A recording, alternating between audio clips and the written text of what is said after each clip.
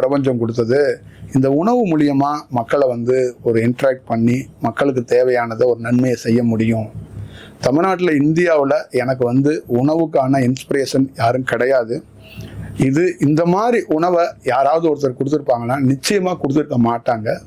உலகத்திலே நான் கொடுத்துருக்கிறது, நான் செய்கிறது இது ஒரு புதுமையான விஷயம். நான் உணவு கொடுக்கல, நான் என்னுடைய கலையை அவங்ககிட்ட கொடுக்க ட்ரை பண்ணுறேன். நிறைய பேருக்கு இது தெரியலை. நான் ஏதோ சாப்பாடு போடுறேன், பசியாத்துறேன்னு நினைக்கிறாங்க. அது என்னுடைய உண்மையான கலை. அது என்னுடைய வடிவத்தை நான் மக்களோட கனெக்ட் பண்ணணும், மக்களோட ட்ராவல் பண்ணணும்னு நினைக்கிறேன். அப்போ என்னுடைய கலையை உணவு வடிவத்தில் அவங்களுக்கு பிடிச்ச நெருக்கமாக இருக்கக்கூடிய அந்த உணவுலேருந்து அதை எப்படியாவது அவங்களுக்கு கொடுக்கப்படணும்னு தான் அதை ட்ரை பண்ணுறேன்.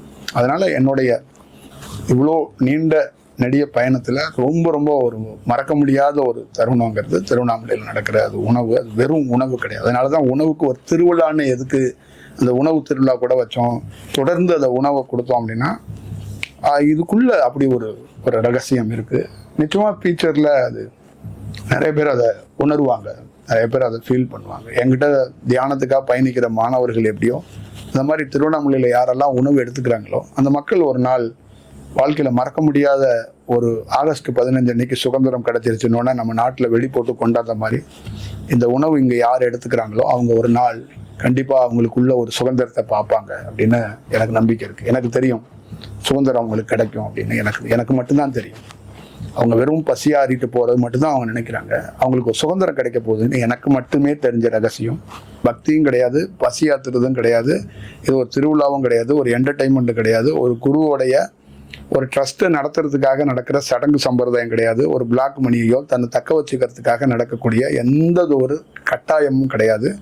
இது முழுக்க ஒரு ஒரு ஒரு மனிதனுடைய வாழ்வியலுக்காக, மனிதனுடைய சுதந்திரத்துக்காக, ஒரு மனிதனுடைய அந்த செல்ஃப் ரியலைசேஷனுக்காக தொடங்கப்பட்டது தான் இந்த அன்னதானம். இது வெறும் அன்னதானமாக இருக்காது, நிச்சயமாக ஒரு விடுதலையை ஏற்படுத்தும். தன்னுடைய இந்த வீட்டிலேயே தன்னுடைய நகரமோ, தன்னுடைய வேலையோ, தன்னுடைய மனைவியோ, குழந்தையோ அது ஒரு சிறை என்று தெரியாத வாழ்கிற, தனக்கே துன்பத்தை கொடுத்துக்கிற ஒரு தனி மனிதனுக்கும் இந்த துன்பத்திலேருந்து விடுபடுவது, இந்த ஆசை என்றும் பெரும் மாயையிலேருந்து விடுபடுறதுக்கு திருவண்ணாமலையில் இருக்கிற வெட்டவெளி அன்னதானம் ஒரு விடுதலை அளிக்கக்கூடிய ஒரு மிகப்பெரிய பிரம்மாண்டமான ஒரு ஆயுதமாக இருக்கும். நான் ஒரு ஆயுதம், ஒரு போர் செய்யக்கூடிய ஆயுதமாக, ஒரு நெருப்பாக, அக்னியாக நான் நிற்பேன். எந்த சூழல்லையும் நான் ஒரு அக்னியாக நிற்பேன். அதே மாதிரி தான் என் கூட இருக்கிற அந்த யூடியூப் சேனலும் ஒரு அக்னியாக நிற்கும். திருவண்ணாமலையில் இருக்கிற அன்னதான கூடமாக அப்படி தான் நிற்கும். எந்த ரூபத்தில் நீங்கள் பார்த்தனாலும் அங்கே ஒரு கனல், அங்கே ஒரு நெருப்பு, அங்கே ஒரு வடிவம் இருக்கும். நானே பிரசன்ட்ல இருந்து அங்கே வழி நிறுத்துறதா பார்க்கவே முடியும்.